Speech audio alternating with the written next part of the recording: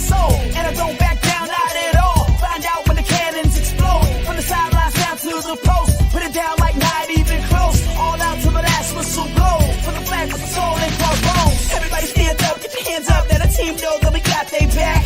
This is our house, this is our town, our time. Record 19, copy that. Everybody in the stands go bananas. Scream loud, baby, don't hold back.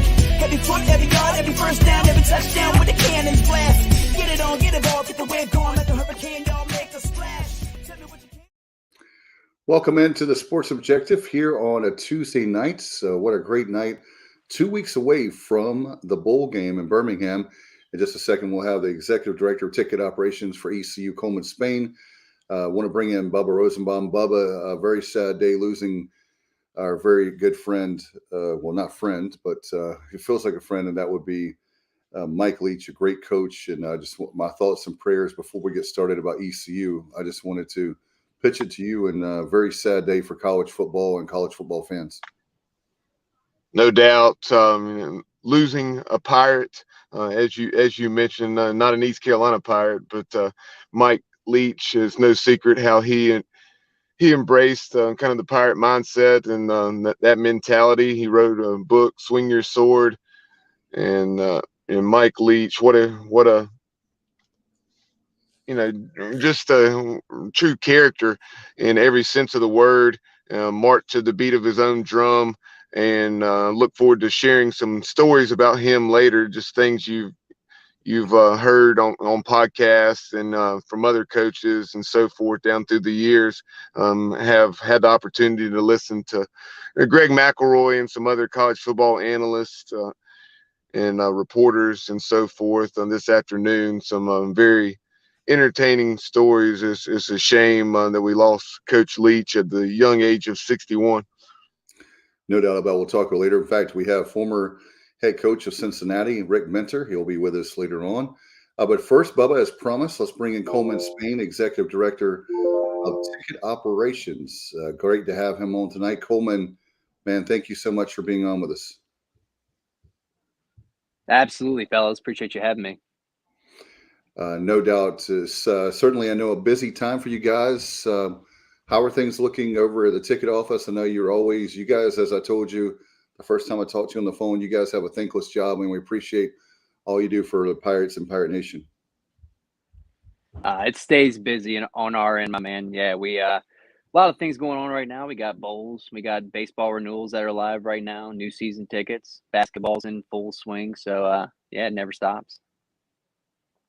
Talk about that. And, as far as bowling, how are ticket sales looking right now? And we obviously want to push that hard while you're on with us. Well, I also want to ask you, the second part of that is, how can people get tickets? Yeah, so initially a little slow start, but we've seen it pick up. We're a little over 800 now, so somewhere between 800 to 850. That's steadily increasing kind of as we get a little bit closer to the game. Ticket-wise, I mean, it's pretty easy. You can go on ecupirates.com. We have kind of a direct link right there, or they can call the ticket office.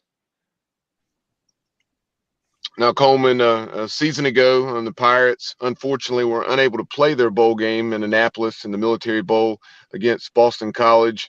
That could be an entire podcast, and I guess it was back last December. A lot of frustration with that situation.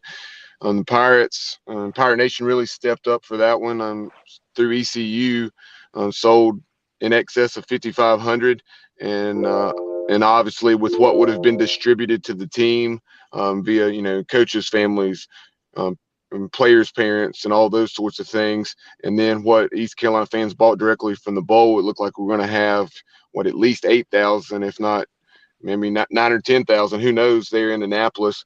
So that's one thing looking at this year. As you mentioned, between 800 and 850. I know way back in 2006, the Pirates were coming off a dry spell there, had not been to a bowl since 2001. And we sold 6,400 that year for a game that was 2 days before Christmas. This year is two days after Christmas. And so I'm a little disappointed thus far to only, be right around 800. But hopefully Pirate Nation will step up over these next few days. I was hoping that we would sell, maybe 3,000 or so. I know you were using that number from 2013 that was actually in Tampa, the Beef O'Brady's Bowl, 2 days before Christmas, where we sold between 1,400 and 1,500 as a gauge.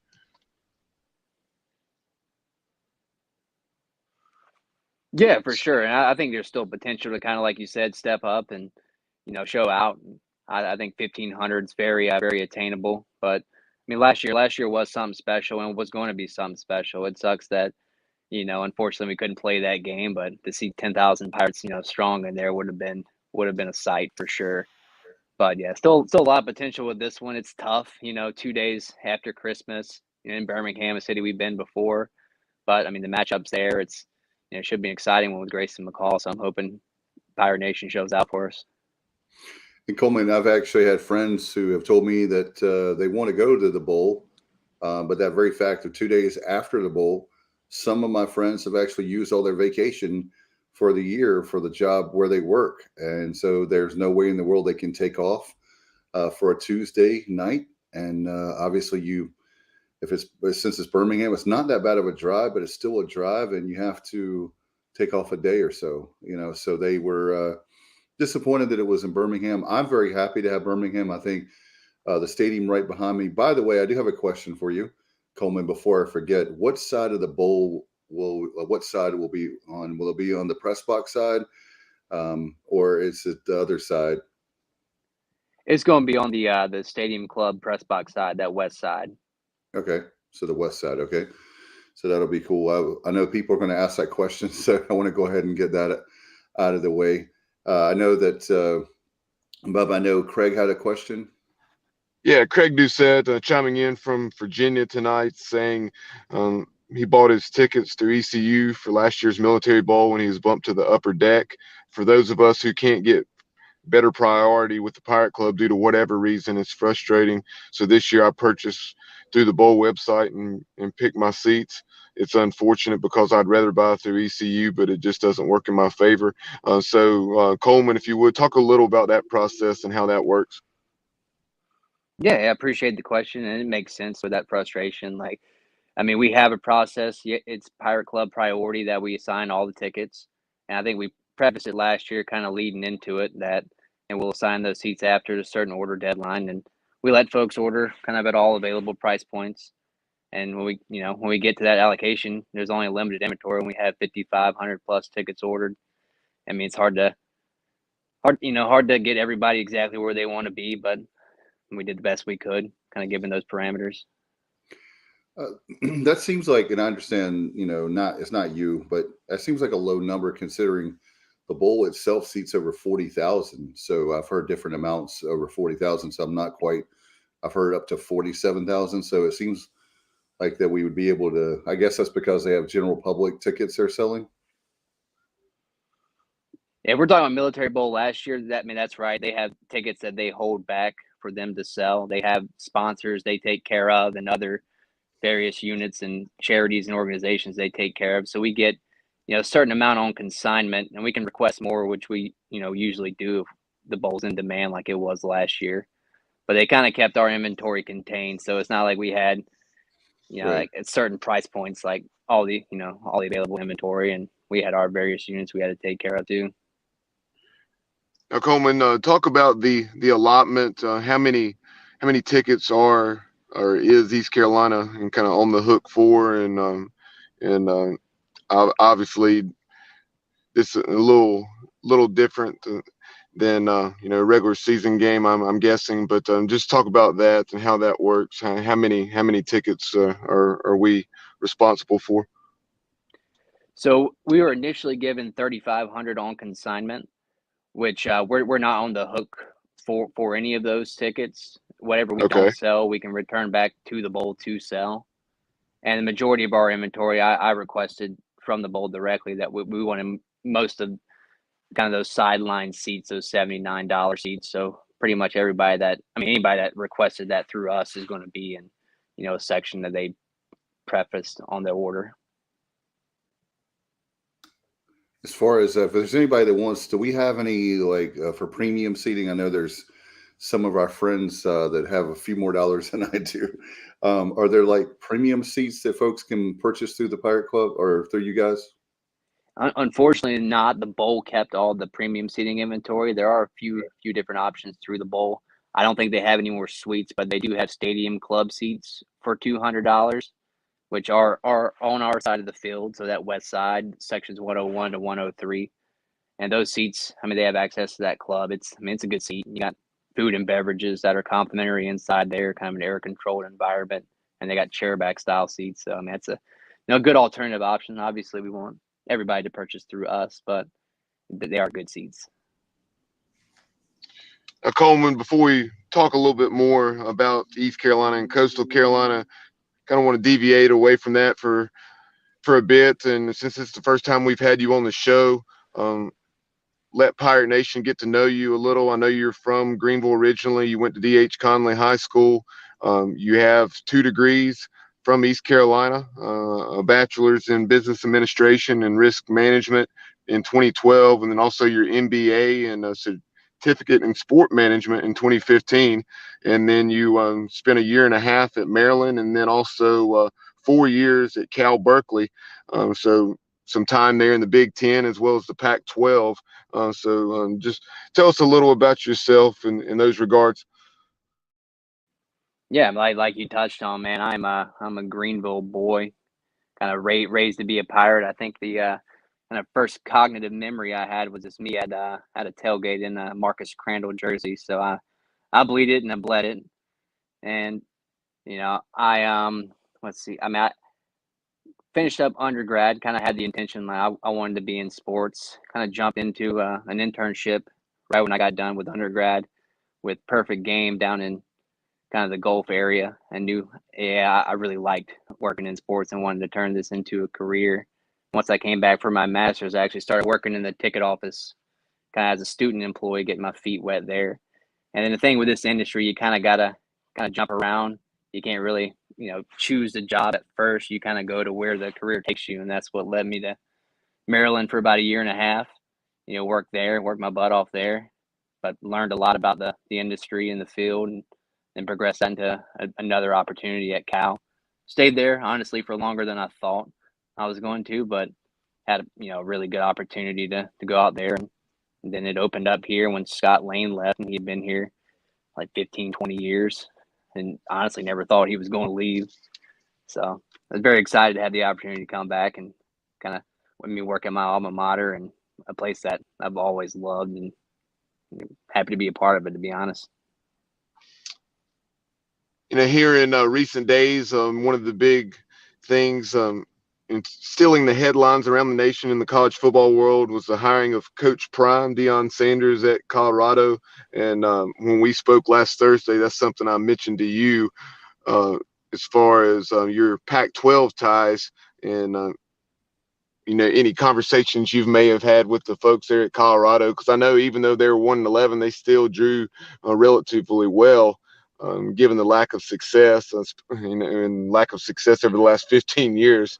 But have you had any conversations with them since the hiring of Coach Prime? I haven't been able to get a hold of them. I know they're pretty busy right now. I guess it's a good time to be a Buff. And like you touched on, I mean, I don't know if it was ironic with their student section, but they packed it out every game. And I think it'll be even more so next year. No doubt. In fact, that was one of the. I'm glad that Bubba brought up how much of an impact does hiring somebody like Deion Sanders at a place that's been starving. I mean, I know they're going to win more than one game with him coming up. And how many tickets do you think you could sell just off of season tickets? I know that's speculative, but as far as having Deion Sanders Coach Prime comes in and. Man, he did more than I think win the press conference. I mean, it's hard to put it into words, man. They're definitely going to see a growth. I mean, you saw it with us this year, just jumping 2,500 in season tickets with NC State on the schedule and that home schedule and the hype heading into the year. So to get that kind of hype, to have a coach like Deion who's going to bring in the recruits, I mean, the sky's the limit there. There's no telling how many they can bring in. that's something along those lines. I mean, who knows what it would have been, but if I was South Florida and perhaps they did, I would have been doing everything I could to try to hire Deion Sanders because of the impact that we're already seeing at Colorado. The content that Deion Sanders Jr. is putting out on his YouTube account. I know their YouTube accounts at the minimum it's grown 75 to 80,000 subscribers just since his hiring there in Boulder. They do a tremendous job with their social media team. No, they really do. And if South Florida had a chance to nab him, man, they definitely missed out on a good one. No doubt. In fact, we've got some comments and questions here for you. Coleman, you're a popular dude here tonight. And Bubba, I'll throw it to you. There's Diane Pond. She says hi. Yeah, Diane, of course, Diane and Britt Pons, loyal Pirates for years and years. Very generous with their contributions to East Carolina athletics. So appreciate Diane chiming in. Richard Allsbrook saying great job by Coleman and the ticket office staff with what took place back in June with the regionals and super regional games against Texas. Yeah. And also, I know Craig had a question about, let's see. Yeah. He said he wanted to be clear that he's not bashing the process. He fully understands. I'm just not currently able to better his status. So it didn't work out for me for the Military Bowl, so I didn't take the chance this year. But he just wanted to make sure that he wasn't coming across the wrong way to you. No, not at all. I mean, I understand. Yeah, the process kind of is what it is, and I mean, it works out sometimes. But hey, I'm glad he's going to be there, and looking forward to having his support down there. I know the team is. He also has a question about baseball tickets, season tickets. So he had that up a little bit. And he's asking, are there the only season tickets left for baseball jungle tickets? Yeah, that's correct. Right now, last year we sold out of everything in the stands. So any new season ticket orders are first allocated in the jungle. We do have the option kind of in the comments area, or if they call the ticket office, to put in a request for the stands. And then we'll fill those in Pirate Club priority if we have anything open up. Now, along those lines, I know we discussed this last week when we spoke, Coleman. Tell Pirate fans who did have a season ticket or tickets in the grandstand last year what they need to do, or when they need to renew those season tickets by, if they're going to do so, because I know it's right after the new year. Exactly. Yeah, we're live with renewals right now, and our priority order deadline is January 3rd. So you can go online. So, I mean, you have your kind of online application there. We mailed out renewal apps. So everybody that had season ticket last year should have received kind of renewal applications in the mail. So just fill that out, return it to us, and then we'll get everybody locked in. And how many season tickets are there, Coleman, for baseball? That's a unique number. Last year, I don't know if we put the number out, but it was around 2,500 that we sold. But Wow. With a venue of that size, I mean, you have to hold a certain amount of the inventory back for students. I believe our number across the board is 20%.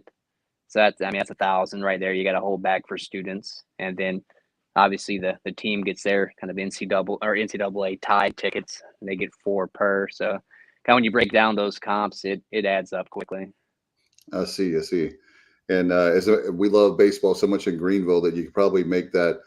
10, 15,000 stadium. I mean, it's a lot of seats. Dude, no doubt. I wish we could. And we were talking pre-show in the green room that, they're working on that left field side. And I know it's really early in the process, but for our friends like Diane Pons and Britt Pons and Bubba Rosenbaum, all the Rosenbaums, I'm sure there'll be the Allsbrooks, like Richard Allsbrook. I'm sure they'll be in left field. I know the Ponds have some really good seats. I've seen Diane quite a few times out in the jungle, and I know where Richard sits. So yeah, they got a pretty good spot. No doubt. No. Actually, Richard with a prime spot there just to the left of home plate.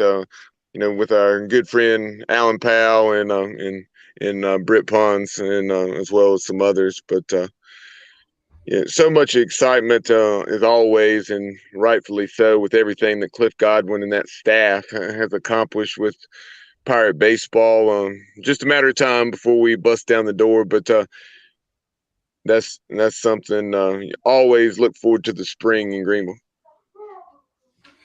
No, there's no doubt about it, man. Nothing more exciting than Pirate baseball. No doubt. And by the way, Coleman, again, before we let you go, how can people get tickets for Birmingham? We want to sell as many tickets as we can. I was hoping, like Bubba said, I know that's kind of tough, but easy drive. It's very easy to get there, and hopefully more people can maybe get the time off. If you have to tailgate, listen to me. If you carpool, whatever you do to get down there and come on back. So how can people get those tickets again? Yeah, pretty easy process. You go to ECUPirates.com. It directs you right to that bowl landing page. Scroll down, the ticket link's right there. Or if you want to talk to someone on the phone, you can give us a call during our business hours. And we're happy to talk to anybody, sell as many tickets as we can. All right, let your fingers do the walking. And by the way, one more question for you. Craig was asking, how are basketball sales going?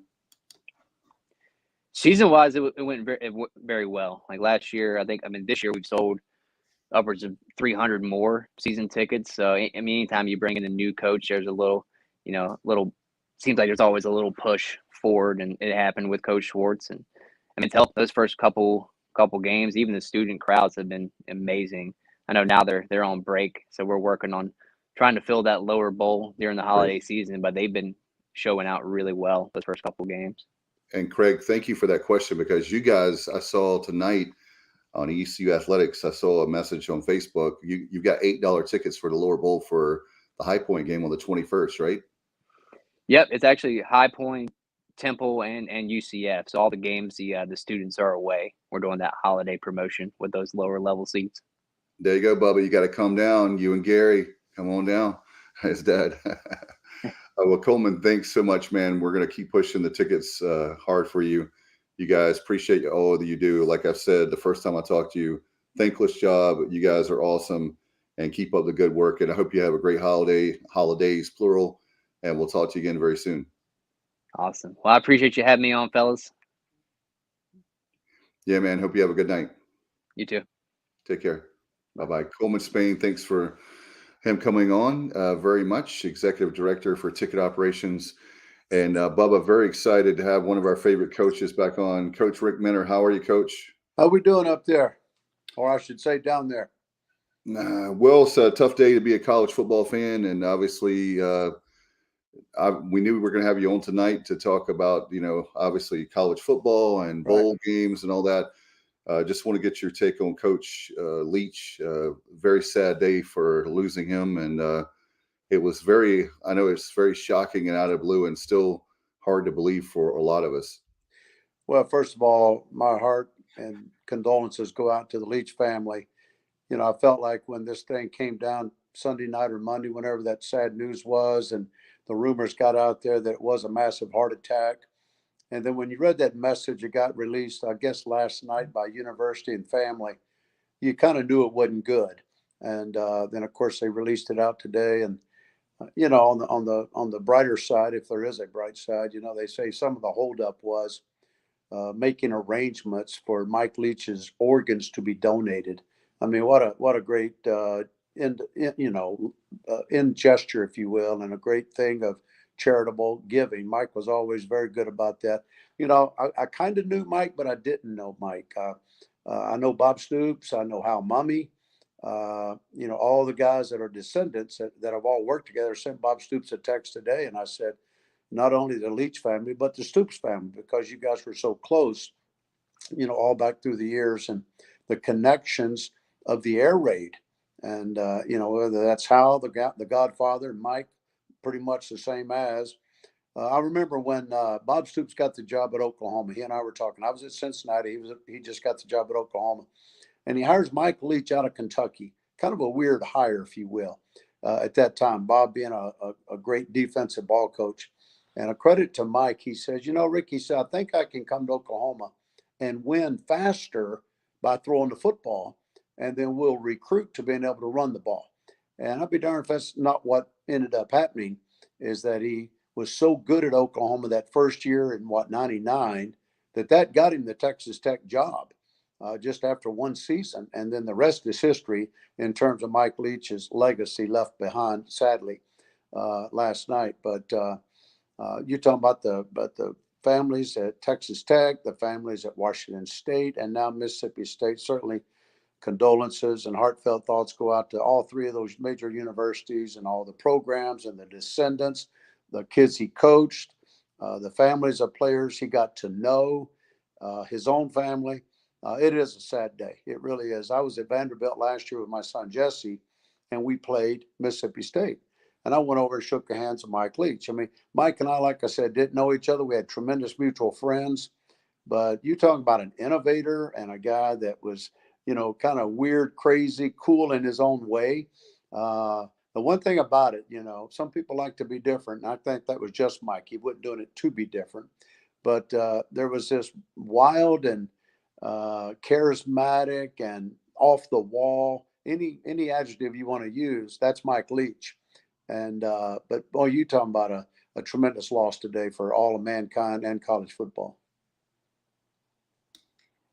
No question, Coach. Another question I had, obviously we'll be talking about Michigan, but I heard today on the radio that, I don't know if this is true, so I'll just say that on a sports talk show, that Coach Niemann at Navy, so he's sitting there, he loses a double overtime game against Army, and we know about that rivalry, America's game.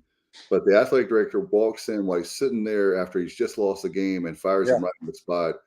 I just, Bubba and I were talking this morning, texting, and, I know about wins and losses. I know the old joke about a coach, if you haven't been fired, you haven't been coaching long, and all that, it'll happen at some point. But I knew you were on tonight, and when I thought about that, I thought about you, and I was thinking, man, I know there's a wins and losses thing, but that guy gave 15 years to your organization. He's a great guy from what I understand. I don't know him personally, but it kind of reminded me of you when you were coaching with Cincinnati and you have Coach Logan at our school. We had the utmost respect for you. We want to win that game against Cincinnati, but we admired and respected you. Right. And the same thing with Coach Ken at Navy. It's like, wow, we didn't see that one coming, I guess. Well, ironically, I'm very close to this scenario at Navy in a sense that Jesse's best friend, my son Jesse, defense coordinator at Michigan, his best friend is the linebacker coach at Navy.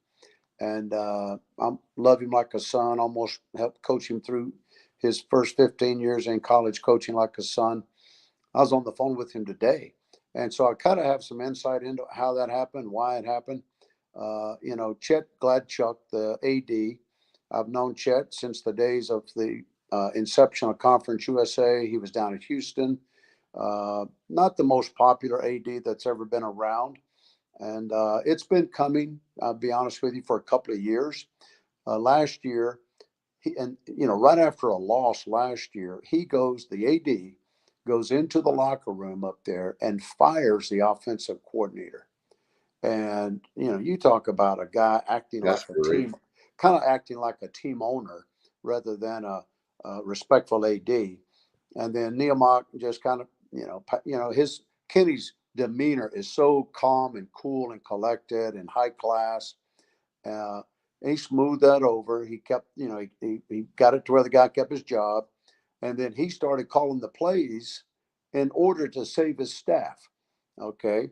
And then this year they got off and, they were, for 2 years now, they've kind of taken a step back. And it's primarily because they haven't had a dynamic quarterback at Navy over the last couple of years. They played tremendous defense. And I do think Brian Newberry is going to wind up getting that job up there to replace Niemann. And that's certainly not why he went there. And it's ironic we talked about Mike Leach. A year and a half ago, Brian Newberry agonized when Mike got hired at Mississippi State. The guy he wanted to be the defensive coordinator was Brian Newberry of Kennesaw State. Okay. And no, I'm sorry. He'd already gone to Navy by that time. Yeah, he'd been at Navy for a couple of years. But that's the guy he wanted. And so I heard stories again about Mike and New and, all the funny stories about Mike, how he interviews people. You're talking about Mike Leach. And but Brian Newberry is probably going to end up getting that job. And he almost had an opportunity to go last year to Virginia. And so glad Chuck brought him in and kind of probably promised him, hey, you'll be the next head coach here if you'll just stay. And maybe they like each other, who knows. But it wouldn't be surprising over the coming days that after things, emotions settle down by letting Nehemiah go so rudely that they then named Brian Newberry the head coach up at Navy. And then that would fare well for my friend. And, he might get promoted in that still. But it's a cold, hard business, and I've worked for a guy at Cincinnati who initially I helped get the job there as the AD. And then in the end, he has to let me go for whatever reasons, which he never gave. But he was really much like a team owner. And it makes it tough when those guys, ADs, act like that rather than let the coach be the coach and the administrators be the administrators and then sit down and talk when the given time is there and et cetera.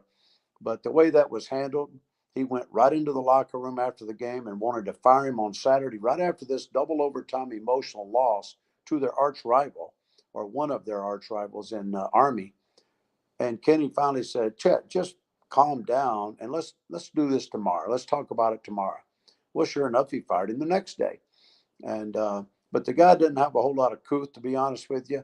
Others do it better than that, but that was a very cold way to get rid of a guy who served so loyally the academy for 15 years. And, Ken will surface, he'll do something.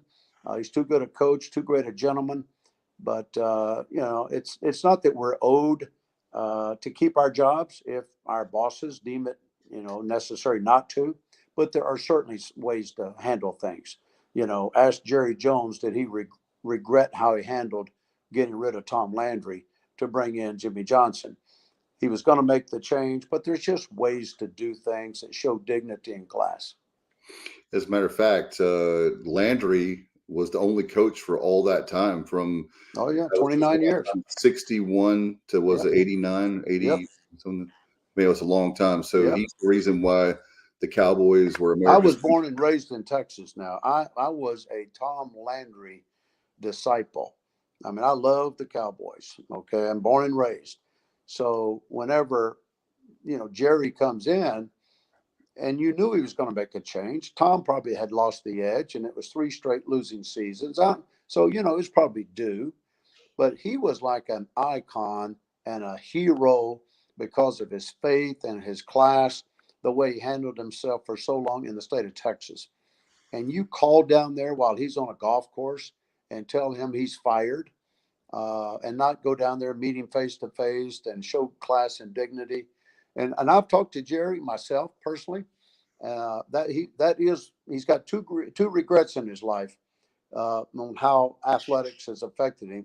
One is how he handled Tom Landry, and two, how he and Jerry or him and Jimmy had to lead to a divorce, and it was all over ego both times.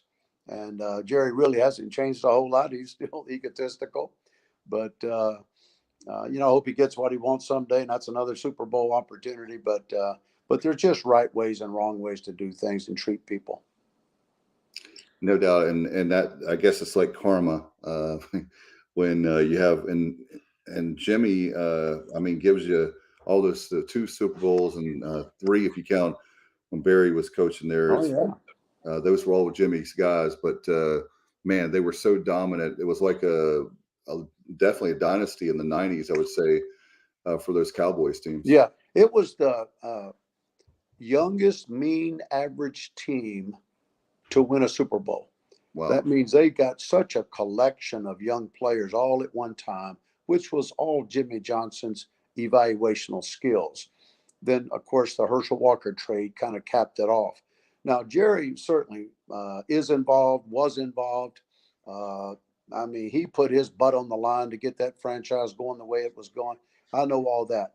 There's never been a more iconic owner in the NFL in the last 35 years than Jerry Jones. And he's done more for the NFL. He's done more for the owners of the NFL. That's why he's in the Hall of Fame already as a living soul and still, hadn't retired or anything. So he's done really, really good.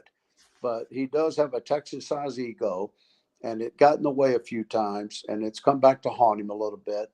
when they get in love with these players, the one thing that always happens to the Cowboys is they always get cap problems down there with some of their better players. And that's a credit to Jerry.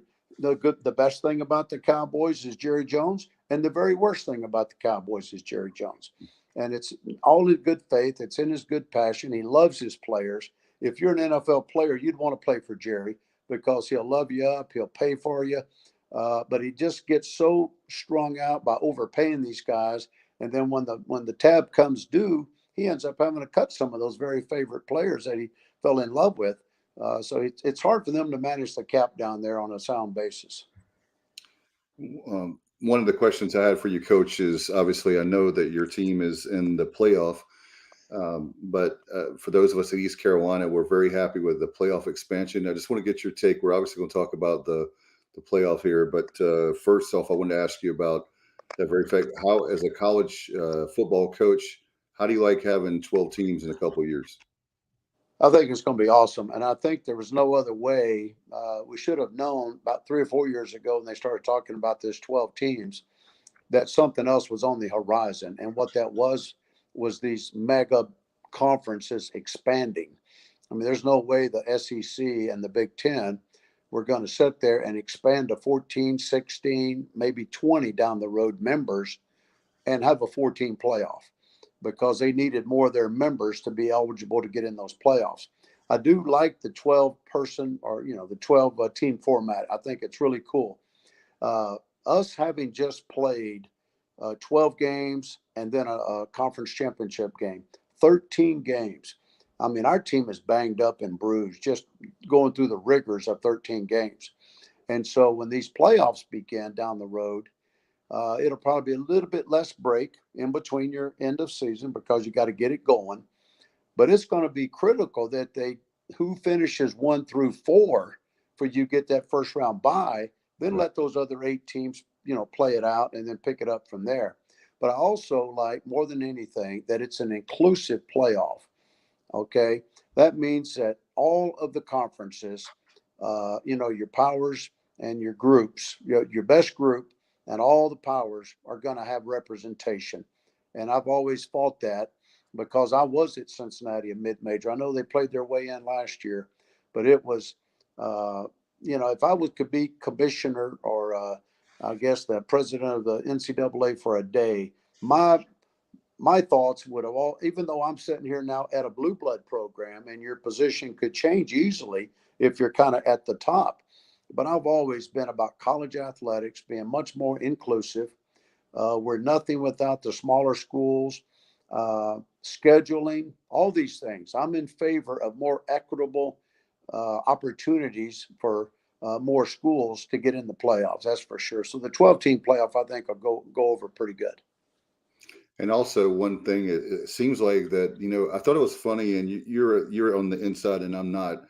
But everybody was saying it'll mess with the regular season. I'm like, no, actually, for me, there's a lot of games I may not have paid it, even though I watch a lot of games like the guys on the show.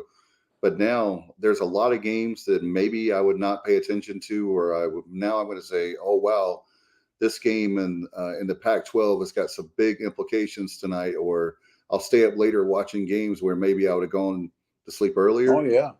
I think just with the fact that as of right now, at least, SC and UCLA are coming into the Midwest. Actually, the Big Ten now is going to be a league that's literally coast to coast, from California to New Jersey. You're going to have Big Ten territory across the top half of the United States. I can't say that I'm totally enamored with this thing. Us sitting at Michigan and talking about UCLA and USC coming in. Does it benefit, this program? I'm talking about Michigan, or does it benefit SC? I try to argue with myself. I think it benefits them more than it does us, and I simply because they already do a great job recruiting out west. If there's a kid or two we can go out there and recruit, we're going to get them. I don't think by annexing California to the Big Ten that we're just going to all of a sudden go out there and get guy after guy. Right. To come to the snow country of Ann Arbor. Now, if they come across the top half of the country, I'm talking about SC and UCLA, they come across the top half and can sell a kid on leaving, cold weather football, for the allure of LA, and now particularly the NIL deals that those guys can be pulling off out there. With you add the beach now, you add the NIL, you add playing in California, but you do get back home across to Chicago or Columbus, Ohio, or somewhere to where you can be seen more. Then I really think it benefits them more to be coming this way. Now it's going to be tougher on them. I mean, I think the Big Ten in so many ways is a better conference than the Pac-12. So their life just got a little bit harder and a little bit more challenging, the same way as Texas and Oklahoma going into the SEC, the bar just got raised. And while there's stellar programs in a weaker conference like the Big 12, they're now going to have their bar raised each week. And USC and UCLA doing the same thing. They're coming to us. There's not a whole lot of Arizonas and Oregon States and teams like that over there where they're going to be playing Big Ten football. No doubt about it. I wanted to ask, being that you're working in Michigan, I'm a huge fan of your head coach, with Coach Harbaugh. Can you talk about working with him? What's he like? Because there's a lot of us, you hear people say stuff in the media. Well, the one thing I tell you, the man wins a lot of games. And then there was always the talk about not beating Ohio State, and now he's got that monkey off his back the last couple of years. There was talk about the playoff. Well, now you're doing that, a couple of years in a row. So yeah. I just want to get your thoughts on him before we talk about the matchup. Yeah. I got to know about Michigan football when I moved to the Midwest in 1985. When I coached at Ball State, Paul Shudell, a Michigan man, a guy that had been Bo's O-line coach for 10 years up here in Ann Arbor, got the Ball State job.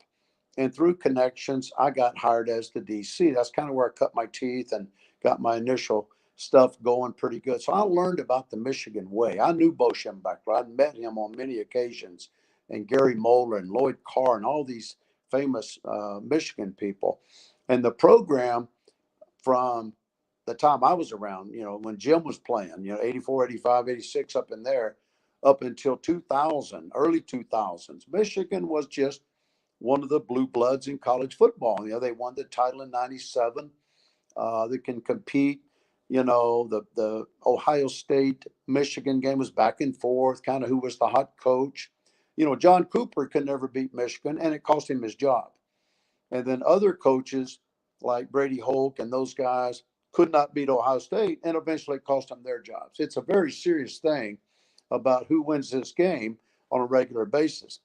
But over since 2000s, early 2000s, Ohio State has had the number of the Michigan Wolverines, and they went through a period that was not traditional. Whenever they finally let Lloyd Carr go, they made a decision. They thought they had Les Miles of LSU, right? He's a Michigan man. They thought they had him brought back up here.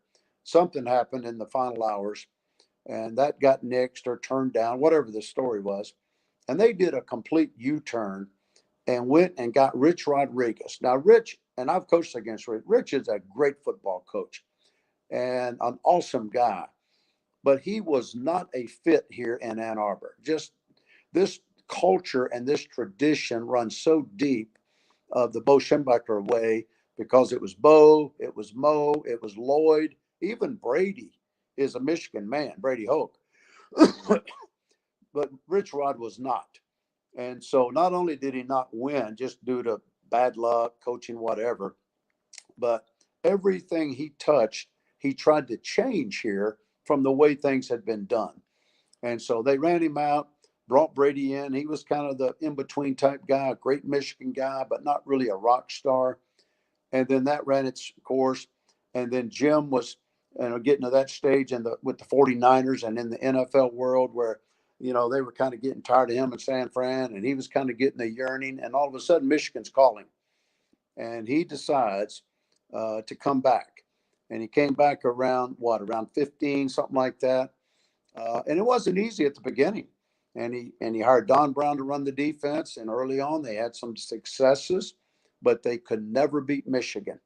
And, he had different styles of offenses. He went through passing game coordinators. He went through a little bit of run game coordinators, had quarterbacks that transferred in, transferred out, could never quite get it right. And then he decided to do away with Don Brown, who was a cover one, man-free guy that Ohio State could put 60 points on with all the picks and the rubs that they would run with great quarterbacks and receivers. Then Jim did an about-face philosophically about 2 years ago, and he brought in a young Mike McDonald from Baltimore Ravens that had worked under John, his brother. John worked for me, remember, at Cincinnati, so we're all connected. And then Josh Gaddis, the Broyles Award winner a year ago, ironically, a good solid coordinator, was told, hey, we got to change our ways and we got to start running the rock. And this is our strength at Michigan, is running the football. And so they collectively changed their approach on offense to become a dominant run force. We got a tremendous weight program up here that's a factor in all of this. And then he hired Mike McDonald from the Ravens to come in and be a little bit more, maybe Georgia, Alabama-like in terms of kind of a too high safety, type defense. Play with the front six, front seven. Don't just try to overstorm the front the forward on every call like Don Brown might have done, and started playing way too much man.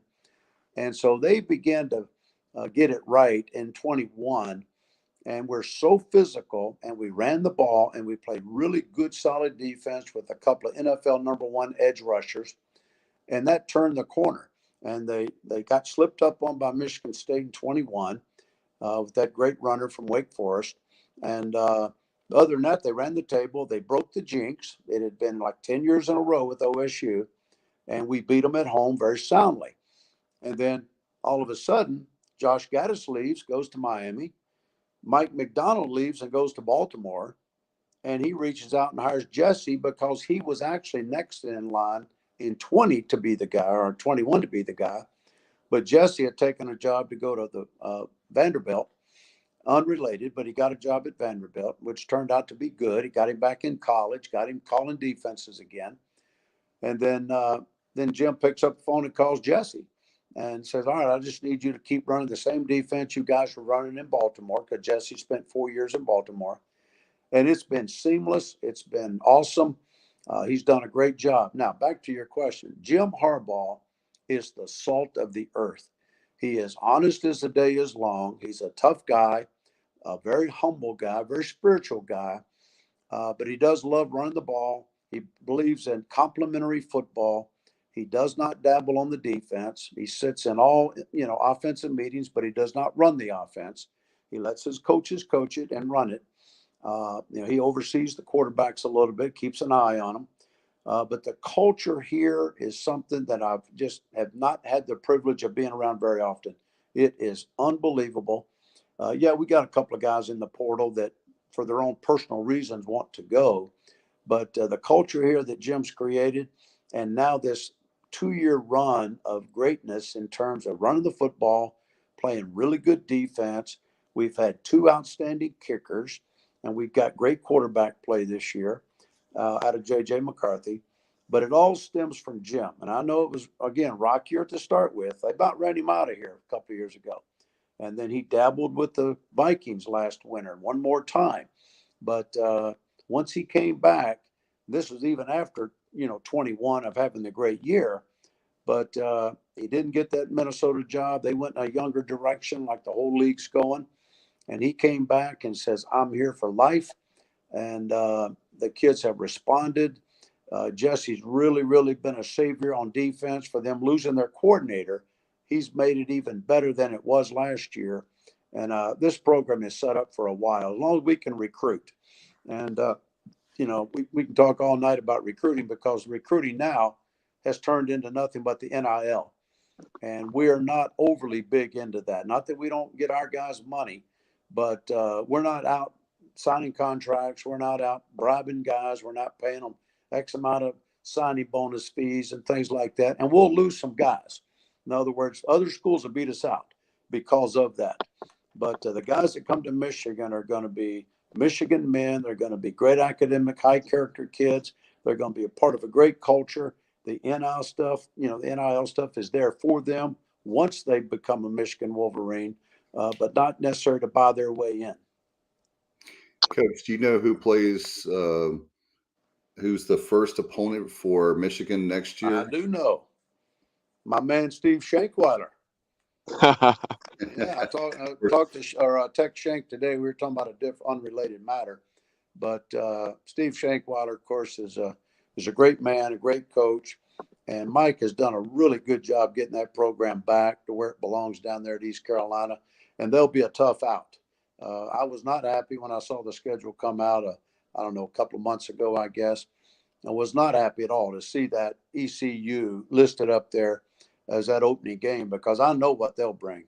And we'll have our hands full from the get-go. We're fortunate to have a lot of home games at Michigan. We have 4 straight to open the season again next year. And but trust me, the guys up here will be made full aware by me of how tough any East Carolina team will be when they set foot in the big house. Yeah, Coach, we were hoping that we could meet you. In fact, Bubba and myself, there's others that, it's a dream come true just to be able to see a game in the big house. Oh, it's an awesome place. I brag to the young coaches around every now and then. I said, fellas, I am 2-0 in the big house. Now, I just want you to know this. I was at Notre Dame twice, 92, 93 with Lou, then made a return trip back when Charlie Weiss got the job, 05, 06. And we had a constant rivalry going on with Michigan during those 4 years. And both times that we played, once in 93 and then once in 05 over here in Michigan, we won both of those games at Notre Dame. And it was a tremendous feeling to silence 100,000 fans and all that kind of stuff. And then they beat us one time over there and tied us once over there. But that Michigan-Notre Dame thing is a big rivalry. And I'm sorry that we're not playing each other right now, with all the league adjustments and the league affiliations and Notre Dame jumping into quasi-ACC. That kind of killed that rivalry for a while. Coach, as you take a look at this defense, averaging, allowing only 13.5, not even 13.5 points a game, third in the nation against the run, just 85 yards per game, less than 3 yards per carry, and do a tremendous job in the red zone, generate a ton of sacks. But one of the things that I really noticed is that you know how those sacks and TFLs were really spread throughout the roster. And so just talk about your role on this staff as a defensive analyst and all that you do to help Jesse as well as the other position coaches. It's a fun job for me. When Jess got the job, it was ironic that he and Jim got into discussions, and naturally I was an analyst for him down at Vanderbilt. And so my first desire would have been, hey, Jess, see what you can do to help me out here, brother, that kind of thing. But it was Jim Harbaugh talking to Jesse in this interviewing process and the hiring process. And he says, well, Jess, your dad works with you. They know about, and Jim knew, I didn't know Jim real well before coming here. I know John very well. And John always spoke highly of me to Jim. And I knew Jack, which is Jim and John's father. He lives right here next door to Jim in Ann Arbor. And they love their father like it is. He is their idol. And Jack's around every now and then. He'll walk around. He'll do this. He'll do that.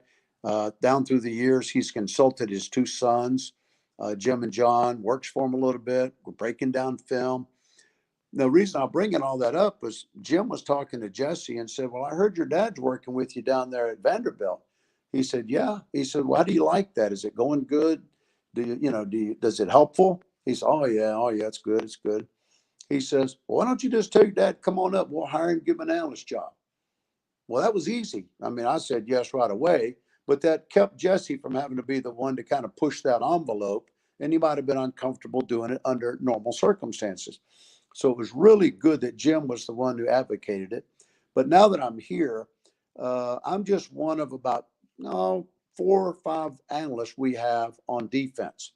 Offense has 4 or 5. Special teams have a couple. That's college football today when you can afford such luxuries.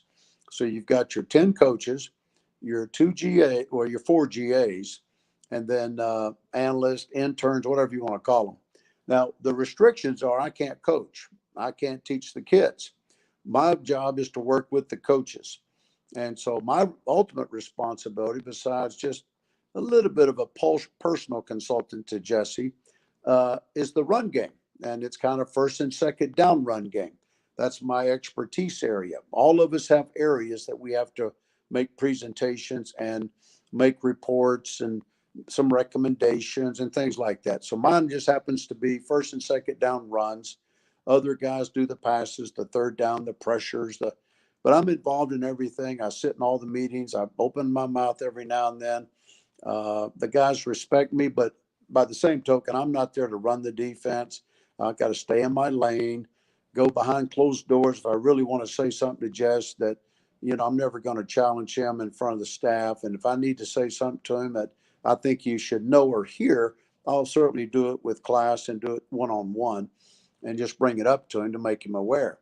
And, but it's fun. It's fun for me because I'm in the game. I'm at a great program. I've got great pride watching my son do a really good job. I've been impressed by him.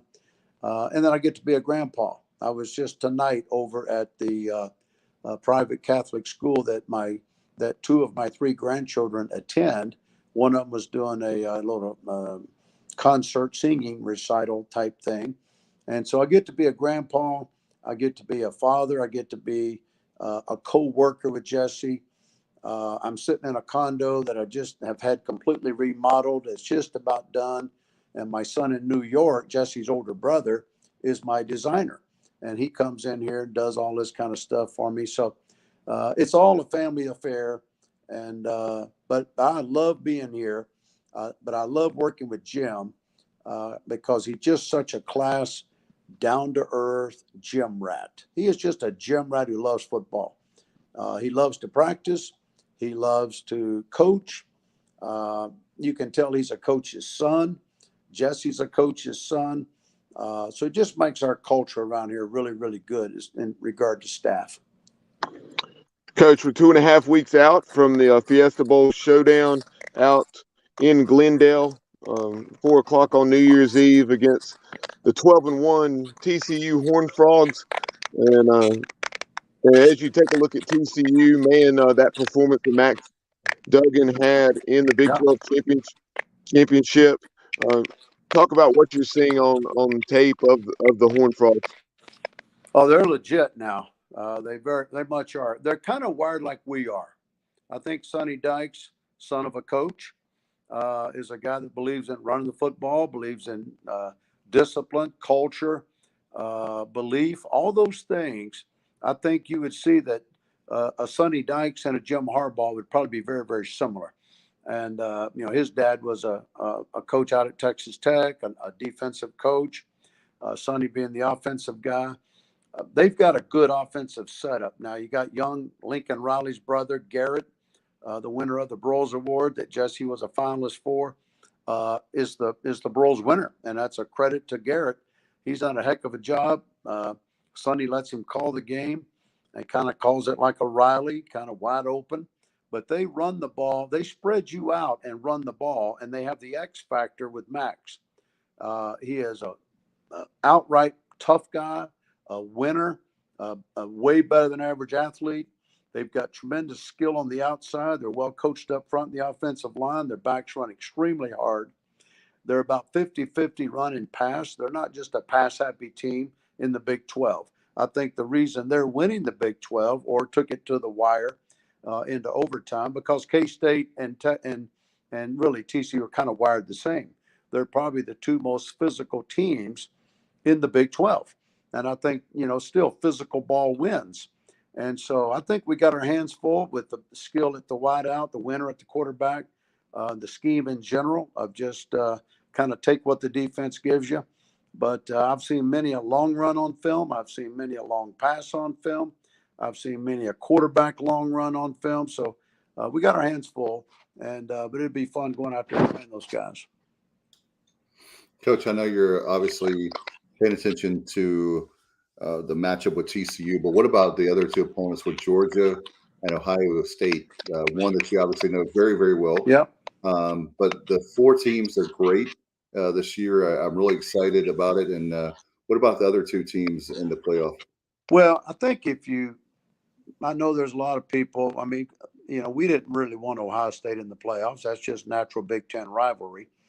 They backed in there, so to speak. But their credit, they had a great year. They had a good team. If you had to rank all the teams that are in the playoffs 1 through 4, you could argue that it would be Georgia, Michigan, Ohio State, TCU. But due to the way the rankings were, there was no way that was going to change. And that was good for us because I think that other game is a classic matchup. Ohio State's very capable of beating Georgia. I think Georgia will win the game. A good friend of mine is the offensive coordinator for Georgia. Unfortunately, at Vanderbilt last year, we played Georgia, obviously an SEC East opponent. And unfortunately, we were at Vanderbilt and they were at Georgia. And so that was a 62-0 game. And I saw those guys up close and in person. I know Kirby. When Kirby got the job in Athens, I interviewed with him for one of these similar jobs I have right now. I was just looking to be kind of an analyst, off the field guy. Mel Tucker was his DC. Sam Pittman was the O-line coach. I mean, all these guys. And I was hoping at that time, back in 17, to get the job. It just didn't, or that would have been 16 to get the job. It just didn't work out. Life has a way of coming out the way you want it to. But Kirby's smart. I think Georgia is now the Alabama of 10 and 12 years ago. They are going to be the team that just constantly reloads each year. They're never going to rebuild. They're going to reload. Todd Monken is a great offensive coordinator. Might be one of the best in the whole country because he's coupled with a great head coach who's really defensive minded. And so I think Georgia, I've always said Georgia's the best job in the country because of high school recruiting in the state of Georgia. And now Kirby, with his dad being raised, Kirby's a coach's kid, so he understands the value of defense, understands the value of running the football, plays situation defense and situation offense. I think Georgia will win that game. I really do. And but I think Ohio State has tremendous talent. I mean, they really are one of the more talented teams in the country. I just think, since I've seen them both up close, know a little bit about their backgrounds, I'd probably take Georgia to win that game in a tough game. And it's going to take attention out of both of their teams to focus on that game and never look past it to what they think might be us or, TCU. But it'll be a heck of a game. We play first, which is good. So we play the 2:00 tip-off out there. We got a chance to, try to win a game and then sit back and watch the next game and visualize who we could be playing. I'm going to break down Georgia this week and next and just be ready just in case. The good news is we've already got everything broken down on Ohio State. We've beaten them 2 years in a row. If it happened to be them, we wouldn't feel that bad, except we didn't want them in the playoffs to begin with. But I think it's a classic. You got two blue bloods right there. I mean, you got Georgia and Ohio State. They don't get any better than that now.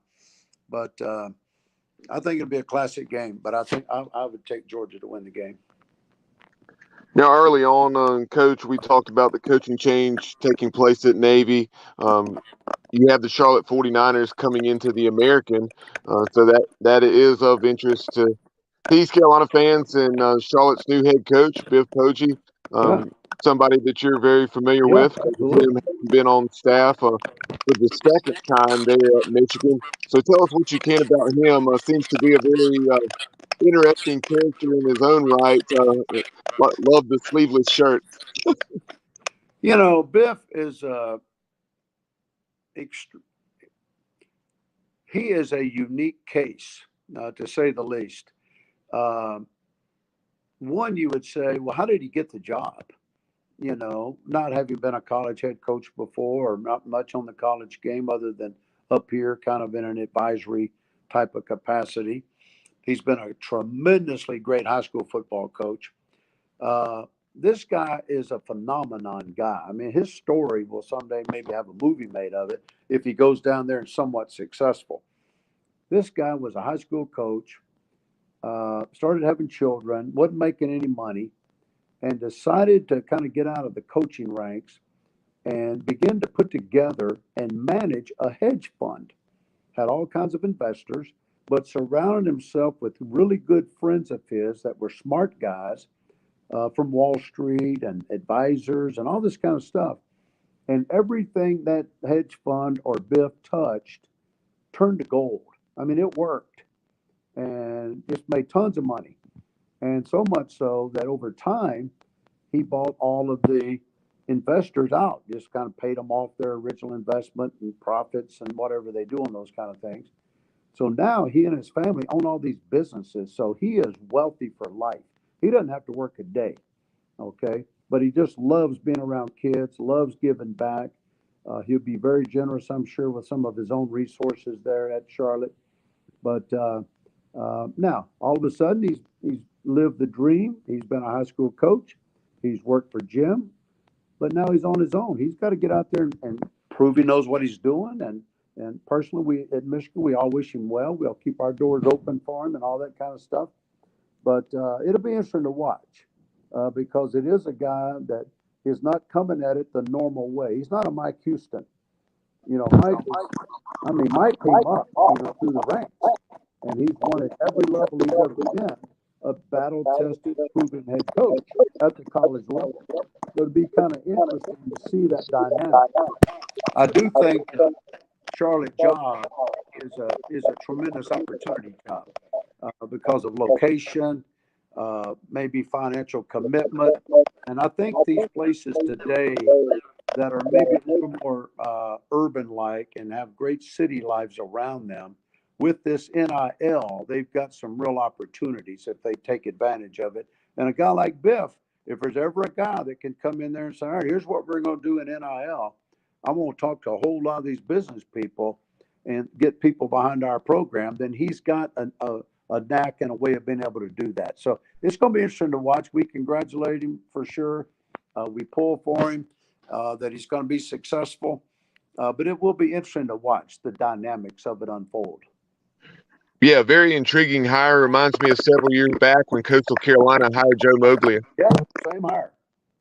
Pretty much the same hire. I don't know what that guy's background was prior to, other than just financial.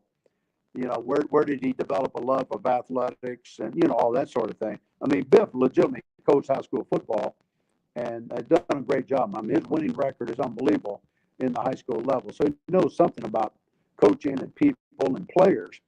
But just in general, not everybody can do that. And if he can do it and find a way to win there and really get it off the mat, then that would be a tremendous credit and a heck of a success story. No question about it. I think it's going to be great. In fact, it sounds like with NIL, like you talked about, recruiting-wise, they'll probably have a good, and that Charlotte area has a lot, as you know, Coach, has a lot of great football there.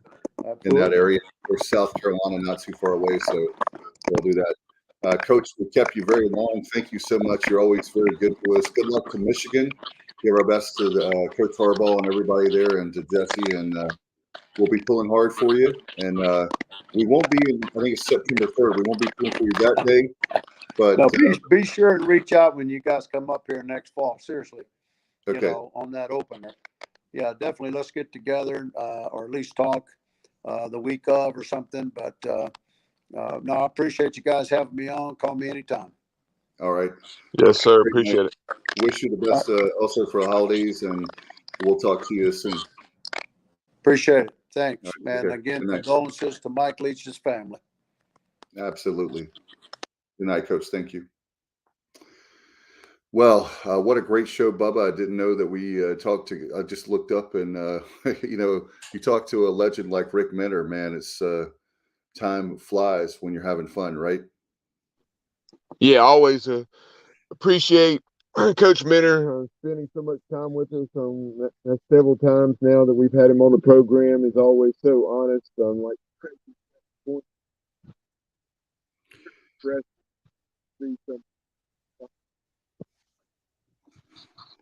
yeah, no doubt. He's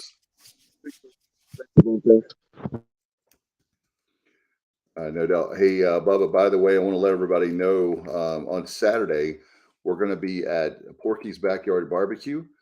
So we love everybody to stop by. We'll give a definite time. But the reason I bring that up is we're having a toy drive that's going to benefit the James and Connie Maynard Children's Hospital at ECU Health Medical Center. And we want to make sure to definitely for people to bring unwrapped toys. And I know people, you were asking about that. It may be in their eyes a little late, but at the Children's Hospital, they're very excited we're doing that. And we're teaming up with Porky's and Mark and Terry Holiday. They're generous people. You know how we are, Bubba. So we're putting it together. So if you guys want to bring a toy to Porky's on Saturday, anytime, just take it by there. And what we're going to do is we'll take all those toys. That's my day job. And we'll take those toys on Monday to all the great folks at Children's Hospital. Yeah, we'll have that graphic and information on our social media. So, be it Twitter, Facebook, Instagram, TikTok, you'll be able to find it there. When we're able to, pin it to the top of our page, we'll do so. So it's easily accessible, and I appreciate anyone who's able to make a donation. But promoting some of our content, last night we had a tremendous conversation between former East Carolina strength and conditioning coach Jeff Connors and Atlanta Falcons offensive line coach Dwayne Ledford. If you missed that, go back and check it out. Unbelievable, 65 or 70 minutes with Dwayne. And he's spent time at Louisville, NC State, App State, as well as some other schools, and is now, for the last 2 or 3 seasons at least, in the NFL. And he's someone we certainly want to hang on to Mike Houston as long as we can. But when time comes to hire a new football coach down the road, then Dwayne Ledford's definitely a name to keep an eye on. And no doubt about it. Hey, Bubba, you must be reading my mind, because I know for a fact that you know how Harbaugh came back to his alma mater. Well, Ledford had a lot of he's had a lot of coaching experience, a lot of great stops there, as you mentioned. And I know for a fact that's like his dream job, to come back to East Carolina. We're not trying to, as you said, to push Coach Houston out. We're very happy with Coach.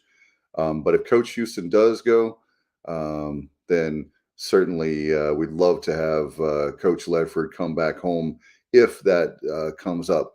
Bubba, very excited about all the great content. We've got a lot of great stuff coming up in the matter of days. By the way, get your tickets again, ECUPirates.com. Give them a call during business hours if you would like to do. You're old-fashioned like me, 1-800-DIAL-ECU. Want to thank Coleman Spain, the Executive Director of Ticket Operations, for coming on tonight.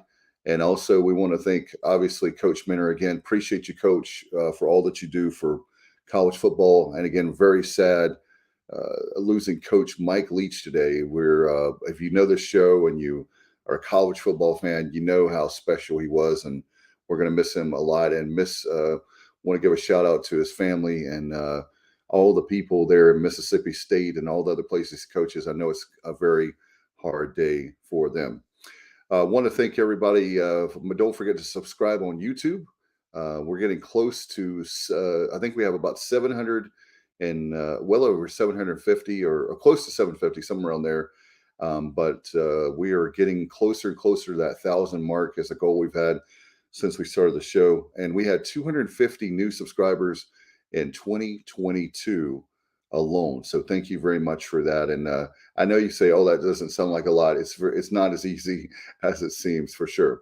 Want to say also, by the way, to get feeling better to Kyle Barber, our very own Kyle from LaGrange. I know he's had a tough day, so we're thinking about you, brother. And obviously our other friend, Matt Simmons, as well. All right, we're going to get out of here. Thank you so much, Bubba, my friend, for another great show. And until next time, you've been watching and listening to The Sports Objective. Good night, everybody. And as always, go Pirates. I'm a pirate down to my soul, and I don't back down, not at all. Find out when the cannons explode, from the sidelines down to the post. Put it down like not even close, all out to the last whistle blow. From the flag with the soul and crossbones. Everybody stand up, get your hands up, let the team know that we got they back. This is our house, this is our town, our time, everyone, I copy that. foot, every yard, every first down, every touchdown.